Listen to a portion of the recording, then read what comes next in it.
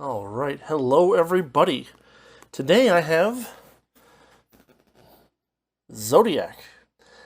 When I did my review of the Tokyo Zodiac Murders book, that one was fiction, by the way.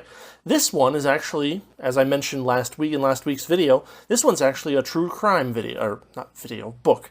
This book was first published in 1986. It was written by Robert Graysmith, who was a cartoonist or a visual effects guy with the San Francisco Chronicle, and he was working for the paper supposedly when the Zodiac murders happened over that span between I think 1968 and 74, something like that. This book was recommended to me by a commenter in the comments for the Tokyo Zodiac murders book. There, Stephen Ransom said, "Hey, there's this other book by Graysmith. It also has the Zodiac aspects to it." And so I figured I'd check it out and see what I can say. So Graysmith as a person, basically, how can I put it? He wasn't part of like the investigative journalism part of the San Francisco Chronicle. He was the guy that did like notations on maps and stuff like that, from what I understand. Later on, he became a more accomplished cartoonist. But what happened was basically when this all went down, he kind of became personally obsessed with the case and solving the mystery, and he started spending a lot of time on it. Not just kind of like gathering information from written sources, but he went and interviewed escaped victims and suspects and all that stuff. Now, it doesn't make a whole lot of sense to separate this kind of review of a true crime book where all the facts in the book you can probably get from Wikipedia. But what I'm going to do instead is I'm going to separate it into what I'm going to call like the good, the bad, and the ugly. So with that in mind, let's start with the good. Okay, the first half of the book is very detailed, very police procedural.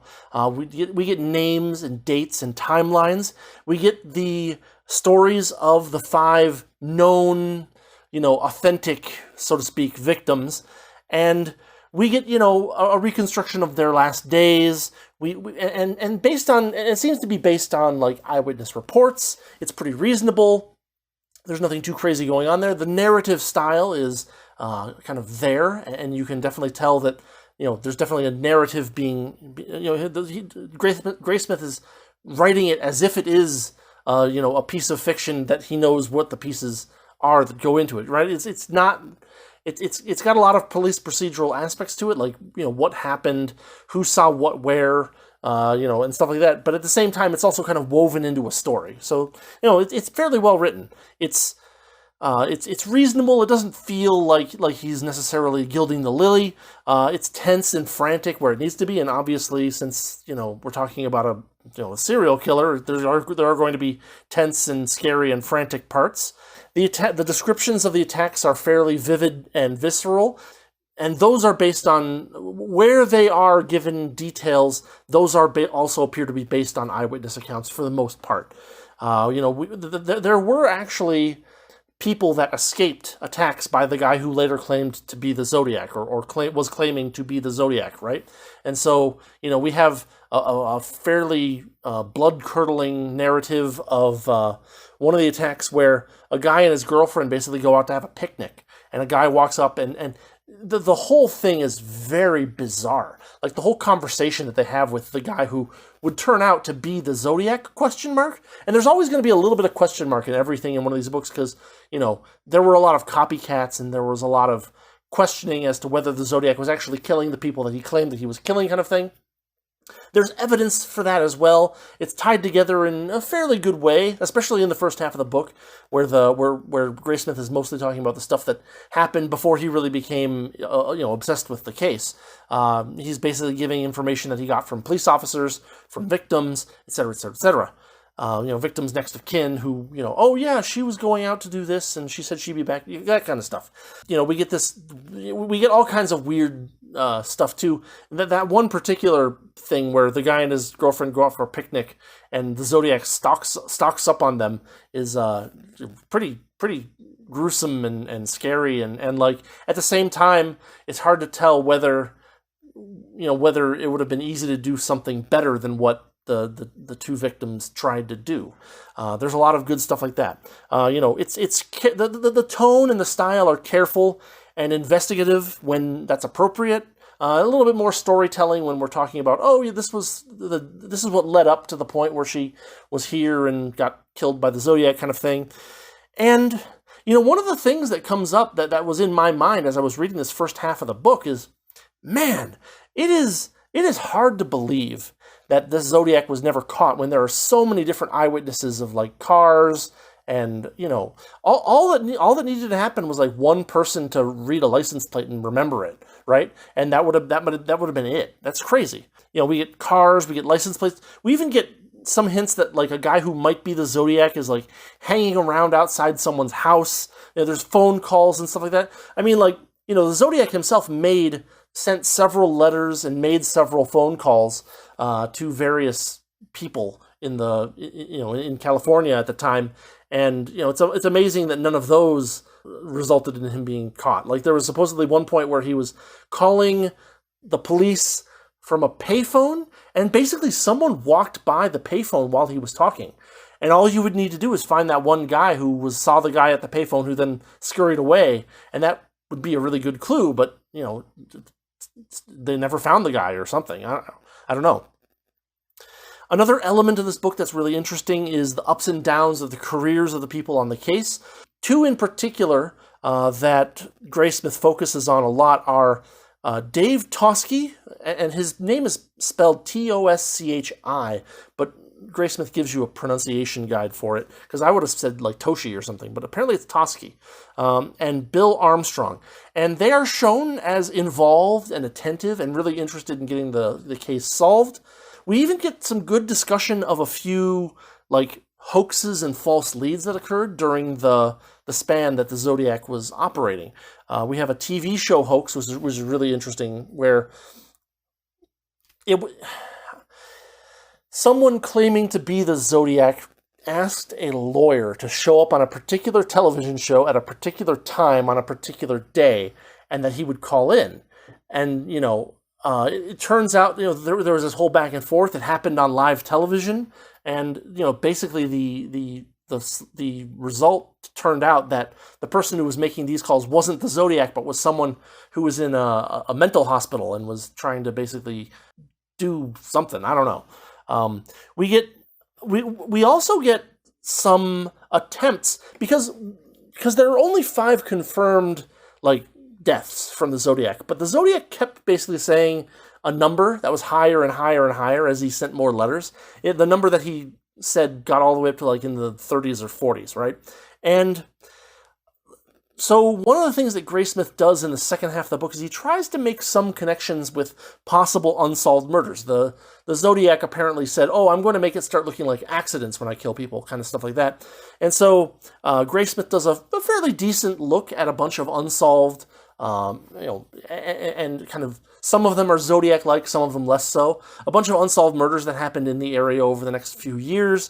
And, he's basically trying to reach the number that the Zodiac, stated in one of his confirmed letters.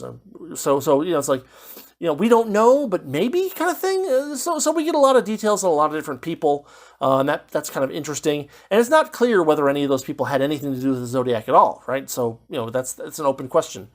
And then we also get some coverage of letters from kooks, like, oh yeah, we're getting 100 letters a day. Oh yeah, now we're only getting 10. I wonder what's going to happen next, kind of thing. There's all kinds of that stuff in there, which is all pretty well done as well.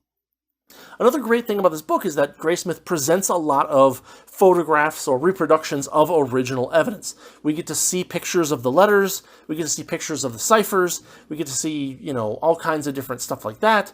Just lots of really good, like, actual, hey, here's what actually was sent. Here's a picture of what it looks like. Here's what this cipher particularly looks like. Here's a possible solution for the cipher, stuff like that. There was one aspect of the Zodiac story that I didn't know about before I got into this book, because I don't follow true crime that much. I don't know that much about the Zodiac killer, or at least I didn't before I read this book. But there was like a bomb threat aspect of the Zodiac killings that I was totally unaware of, and there's some coverage of that in here, which is actually pretty interesting. And the other thing is that some of the stuff that's in this book supposedly was never published, to the public before this book came out. Some of that might be a little bit dubious, I'm not sure, but that's the claim. So, as far as that was done, great, good work. Then the book later on becomes much more personal. As Graysmith becomes more personally involved in the investigation, it's largely written in the first person at that point, and things get a little bit more narrative style, in the sense that I did this, I went over here, I wondered this, I thought about this, I talked to this guy. So we get a little bit more of a narrative from a first person perspective in the latter half of the book. And it's still reasonably well written, although sometimes the dialogue is a little confusingly arranged. There'll be points where I don't know whether what I'm reading is Graysmith talking to someone or Graysmith reporting to me a talk that someone had with someone else. There's some points where there's some quote marks where I'm just not sure, and there's some back and forth without saying, like, Dave said or Bob said or whatever. One thing about this book that is a point that people criticize on it a lot is that Graysmith pushes two suspects pretty hard, and one especially so. It gets to the point that Graysmith is literally sending people into the store where the guy that he suspects is Zodiac, works, and trying to get them to trick him into making handwriting samples. And, if it weren't a true crime book, it would be almost comedic, right? This book is not a comic. You got to have a little bit of respect for the people that actually died, and you got to have a little bit of, care and stuff. But can you write me an itemized receipt for the stuff that I bought? I can't because of this reason. It's a little bit. It's getting to the point where it gets a little bit almost like comical because especially because. Supposedly Graysmith came up with a solution as to how the ciphers and letters were written that involves tracing something that isn't your own handwriting anyway. So what does it matter if we get the suspect's handwriting? There's a little bit of funkiness there, and then there's kind of the up and downside to trying to figure out whether there was actually more victims than the 5 that were confirmed and know about for sure, right? He pushes a number of additional possible victims, and unfortunately, and probably understandably, there's just not a whole lot of evidence linking these people to the Zodiac. So, this part of the book where he's talking about, this person, went missing and was never found. Oh, this person did this, and, they found their body in this particular state. It's never really clear whether it's the Zodiac, but again, there's reporting on these, unsolved murders that is probably worth bringing up and thinking about, at least, especially at the time that the book came out, right? These were all just cold cases, and maybe this book brought something to someone's mind just by mentioning these people's names and saying, oh yeah, this person, died this way and nobody knows what happened, kind of thing. It's not a bad idea. It's a good idea, but it seems to assume a little too much sometimes. The early connections are made with relatively strong evidence. A person, sending in squares of cloth with the victim's blood on it, kind of thing. And on some level, simply listing a bunch of unsolved murders in the area isn't especially compelling unless you can actually provide some evidence that there's actually connection. So that's kind of the good stuff about the book. So with that, let's move on to what I think are the negative parts of this book, and some of them are coming from outside the book. Since this is a true crime book, I wanted to actually kind of do a little bit of looking around, and, there are people who say that Graysmith's accounts of certain events is not quite truthful, so we'll get into that in the next section. Here we go.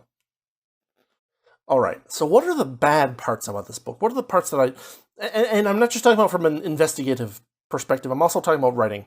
So early on in the police procedural portion of the book, there are points where Graysmith introduces a large number of names with very little descriptiveness of the people who are behind these names in a very short amount of time. And then some of those names get dropped for a long time and then reappear later in the book with very little kind of like, oh, by the way, this person is this. There was a few points in the book where I was like, who is this person? And because the book is written in a narrative style, there's no obvious place to go back and be like, oh yeah, this person is this person. So I had to kind of like go back and flip through the pages and look for the name and stuff like that. There's an index at the end that I didn't know was there until I got to the end of the book.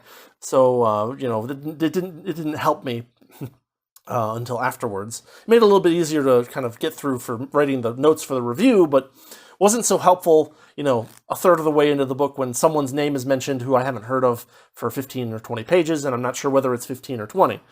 There's another thing about the way the book is written is that there's a lot of detail about various, methods and stuff that the police are using, but there are some very critical gaps in the descriptions of how they work.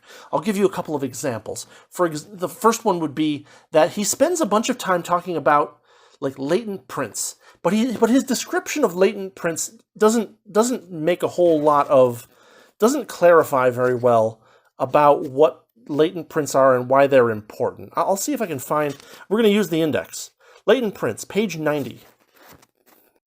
Latent prints are those which are transferred to surfaces by the natural oils of the hair and face that palms and fingers may have touched.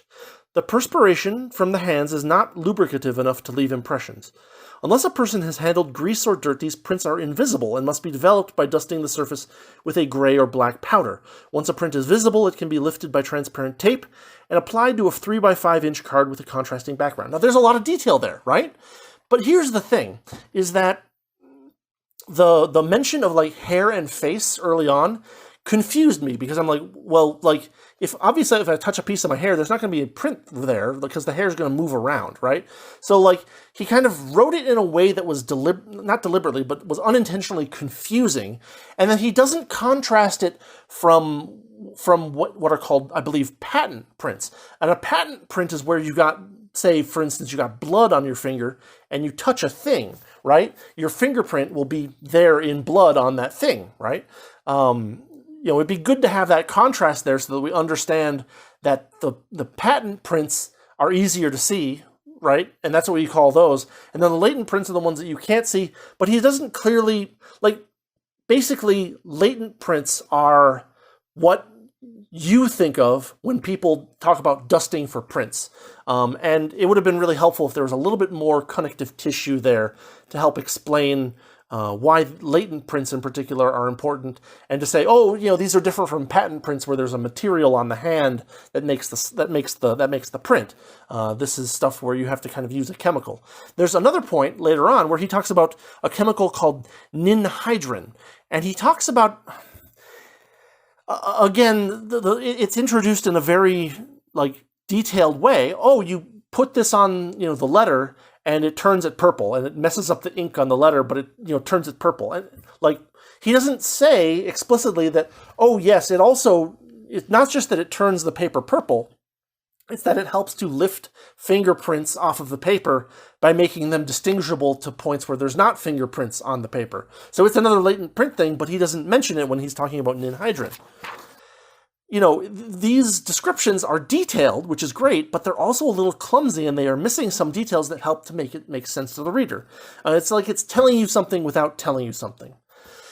Okay, so that's most of my qualms with the way that the book was written, from an authorial perspective, right? Let's talk a little bit more about some of the problems with the evidence that's presented in the book.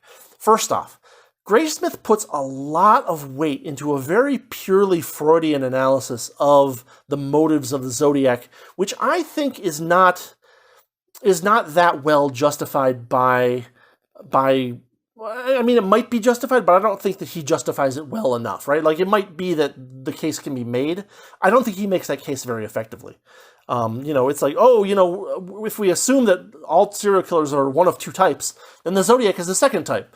Well, that first assumption is a pretty big assumption. You're assuming that all serial killers have one of two motivations. And, well, there might be more, or different, or, a spectrum of something over on this side, who knows, right?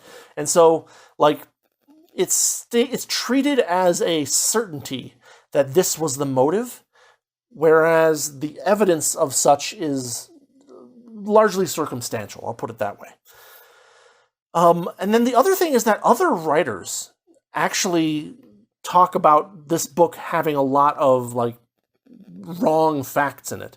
I mean, everything. I'll list some so that you can kind of get a feel for what I'm talking about. But I found a couple of different websites that say that. Especially, there's a website by a guy named Michael Butterfield, who is also a Zodiac expert, right? He does some fact checks of Graysmith, and this book has some stuff in it that that he thinks is a problem. But apparently, the second book, Zodiac Unmasked, is even more kind of loose with the facts, according to the other sources that I looked up. How to put it? Okay, so number one, Graysmith is really positive about this one particular suspect. And later on, it turns out that there's actually a decent amount of evidence that says that's exculpatory towards this particular suspect. But Graysmith, I don't know whether it was because he just wanted it to be this person or whether this happened before that exculpatory evidence came out. But basically, some of the time people accuse Graysmith of ignoring exculpatory evidence of this particular suspect as well. So there is some of both. But basically, Graysmith is really, really set on it being this person. And number one, it turned out it probably wasn't him later on. And number two, apparently there was information that suggested that he wasn't at the time that didn't make it into the book. So there's a little bit of that too. Moving on to the next thing, Graysmith is very, very positive about his intuition or his eureka moment, where he figured out the way that the Zodiac did the handwriting for his letters and ciphers and stuff. He comes up with this idea of using a transparency thing and tracing letters that you've accumulated from other people's writing that you've kind of, magazine lined next up to each other, and you can do things in a grid that way very easily because you're tracing rather than simply trying to write freehand. He describes it in a lot of detail, and he says this must be how it happened. But in the end, there's actually very little hard evidence to suggest that this is actually the case. It's certainly a possibility, but there was never proof that someone used an overhead projector to trace this stuff. It just makes a lot of sense. So, he's very positive about this, whereas later on evidence has been a little less so. So there's another thing. There's a point that Butterfield makes about this particular 1978 letter, where up until 1978, so there was a letter that was received in 1978, and then later on, much later on, there was DNA testing done on it. And according to Butterfield, and this is, we'll get into this in the ugly portion, but according to Butterfield, Graysmith was very positive about this 1978 letter being real up until they discovered that that there was DNA evidence that did not match Graysmith's preferred suspect. So when that happened, suddenly Graysmith said, oh, that's a hoax letter. But according to Butterfield, he was not of that opinion up until the DNA evidence was presented. There's another point in the book where this is actually kind of bad. Apparently, one of the victims or one of the people, not a victim, but someone who, I forget her, I believe her name was Karen Allen, and apparently she was hypnotized, and then she wrote down symbols that matched the Zodiac symbols. And it wasn't that she was a suspect, it was that she was supposed to be reproducing the handwriting of someone else, one of the other suspects or something like that, based on something. And so the idea, first off, there was a lot, the idea that hypnotism is some kind of magic panacea for investigation or for memory loss is a little bit shaky. But also, according to the other websites that I found talking about the Zodiac killer, Karen Allen and the police officers who supposedly were involved in this hypnotism stunt where she made the letters all say that never happened. And so, they, basically Butterfield accuses Graysmith of fabricating that. I can't tell which of them is correct or not, but it is something that is whoa, that's actually a pretty big deal. If you're actually fabricating evidence, or if you are accused of fabricating evidence, and there's no clear answer to that, that can also be a little bit strange or damaging to the convincingness, right? There's a point where we get a lot of descriptions of the Zodiac from eyewitnesses who saw him in a car or saw him walking by something or whatever like that, from the victims who escaped, kind of thing. And they all describe him in one particular way. And for some reason, Graysmith is almost oblivious to the fact that the descriptions all kind of mesh with each other, but do not at all mesh with the particular suspect that Graysmith is pushing for. So there's an element there where, the people who are critical of Graysmith are like, everybody said it looked like a different guy from this guy. We have pictures of the guy that Graysmith thinks was the Zodiac, and, he never looked like what these people described the Zodiac as. So, maybe there was a wig or something like that. I don't know. But, again, this is another point where, there is a discrepancy here, and it's never very clearly explained. We also have Graysmith claims that there was a hidden ranch road that would have allowed one of his preferred suspect to get from point A to point B much faster than other people taking the regular roads would have been able to do. Other people have looked for evidence of this ranch road, and no one has been able to find it. So there's another issue where it's possible that Graysmith invented something or was mistaken or something. People also complain about Graysmith's maps being a little bit weird as well. There's stuff. If you go in, there's a huge rabbit hole to get into for this. So if you want to, you can go look around and find all these criticisms and Graysmith's responses to some of them as well. And I'm not saying necessarily Graysmith is wrong, but I am saying that there is some kind of tension here. Another thing that is weird is there was an informant. There was a guy who said, yeah, this guy, the guy who Graysmith thinks is the Zodiac, he's like, yeah, this guy told me this story, and this was before the Zodiac killings happened. He's like, yeah, this guy told me the story that, he was going to go start, serial killing, couples in secluded areas, and he was going to call himself the Zodiac. And Graysmith does not tell us that particular person, when he confessed to that, was basically trying to get himself a better plea deal because he was under felony charges of some sort or another. So that's another thing where he might have been this particular guy might not have been the most, shall we say, accurate of sources, because of a very strong personal desire to receive less punishment for the crime that he was being tried for. These are all kind of elements that make the book, while it was still a good read, it lends a little bit of incredulousness to some of its conclusions. Let's put it that way. So with that, let's move on from the bad, and we'll move on to the ugly, which is not about the book per se, but about just kind of some facts of reality. So here we go. The ugly fact of this kind of book is that at this point, 2026, it is practically impossible to tell who is more accurate, Graysmith or Graysmith's detractors, Butterfield, or there is another website by another guy as well, who's a little bit less antagonistic towards Graysmith, but still paints a different picture. I actually thought to myself, well, if I want to get to the bottom of this and tell who's more accurate, it would be really helpful for me to go look at the FBI releases. And you can go see pages and pages and pages and pages of stuff from the FBI that was all publicly released a while back. The problem, of course, is that the FBI releases themselves are heavily redacted. And so they're not very helpful in determining whether Butterfield, Graysmith, or neither or both are right about any particular, thing. The other thing is that a lot of these cipher solutions, you don't know whether you're right until you actually are told the answer, right? You could come up with a solution to a cipher that sounds right, but it could just be wrong. It's very hard to determine this without actual input from the person who made the cipher. Oh yeah, you got it right, and not you got to a dummy solution that I inserted into the cipher that I thought you would get to, kind of thing. There's stuff. Code breaking is a very tricky thing to do.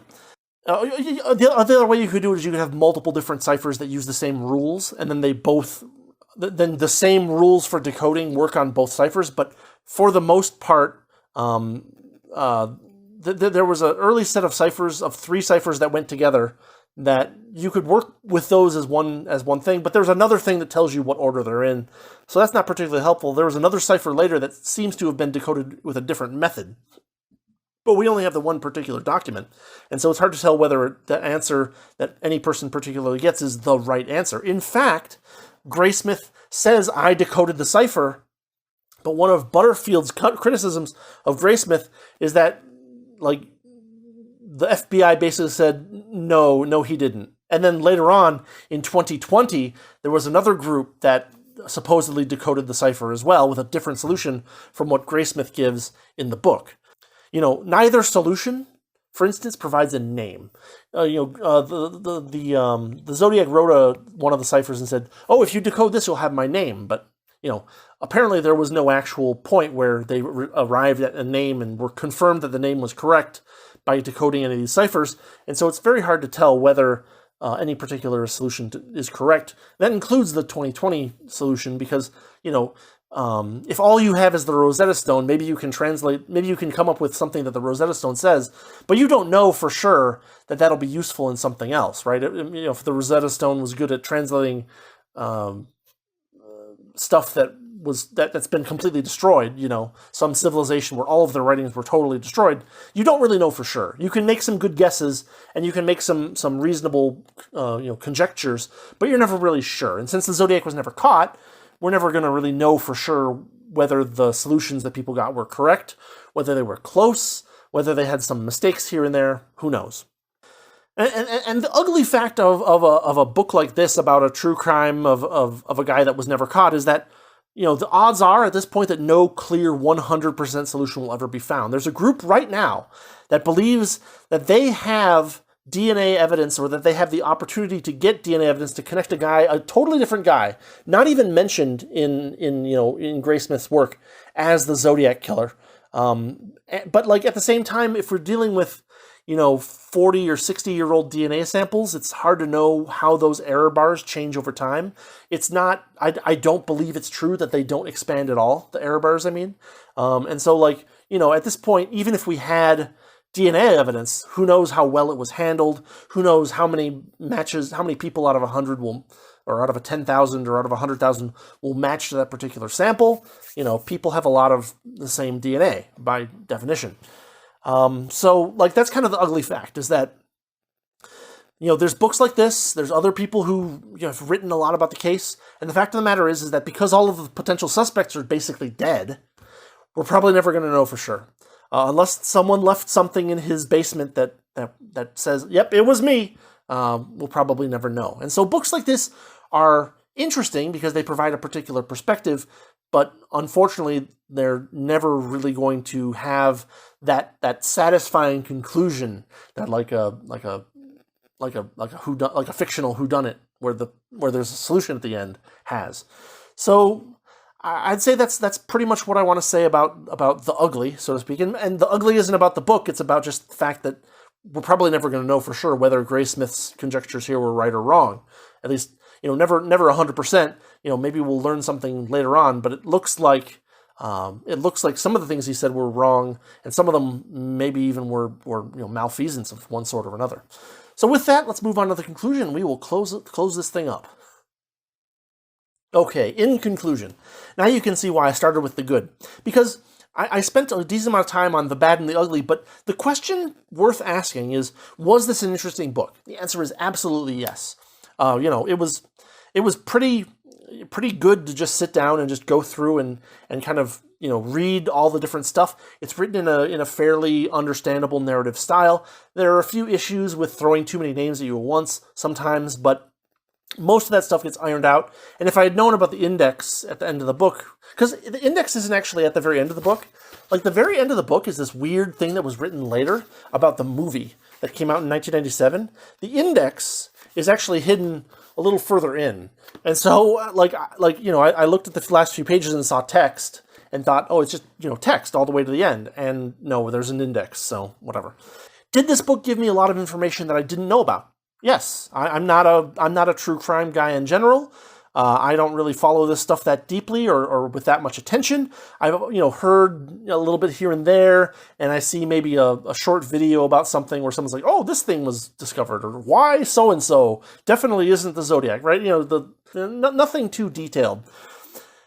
So, did I get a lot of information out of this book that I didn't have, that I wouldn't have had otherwise? Yes, absolutely.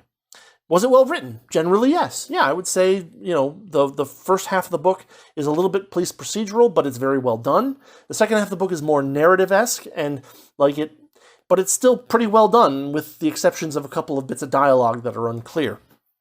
Now, on the other hand, does Graysmith as an author focus on stuff that supports his conclusion, and has he been, reasonably accused of fabricating or messing up evidence?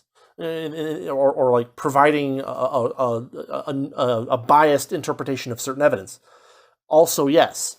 Graysmith as an author is not perfect, and his treatment of the facts, according to a lot of people, is also not perfect. So that's another thing to be aware of and be careful of, that you don't take this book, hook, line, and sinker.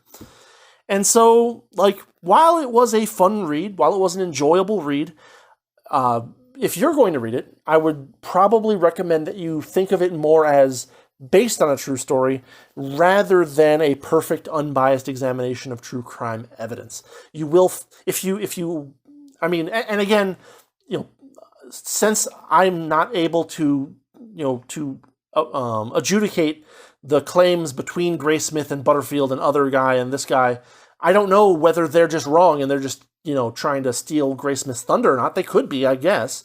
But I just don't have access to the evidence that would prove either way for the most part. So, take it with a little grain of salt, I guess, here and there, but it is a fun book to read. It was interesting. What I didn't mention is, there is some gore during especially in the first half of the book where he's talking about, real murders, but I didn't find it too visceral, you know what I mean? Like in the sense that it felt stomach churning. It was handled moderately clinically, not particularly designed to necessarily over exaggerate anything or stuff like that. So, we'll call it there. This was a fun book to read. Glad I read it. Obviously it's not a 100% correct statement of every single fact. It was written in 1986, and so a lot of things have, advanced somewhat since then as well. So, if this is the kind of rabbit hole that you like to fall into, I'll have some links in the description. And, of course, there will also be links in the description to help support the channel. We're on YouTube, the YouTube stuff to help the channel. And with that, I'll say thanks for watching, thanks for listening, and have a great week, and I'll see you later.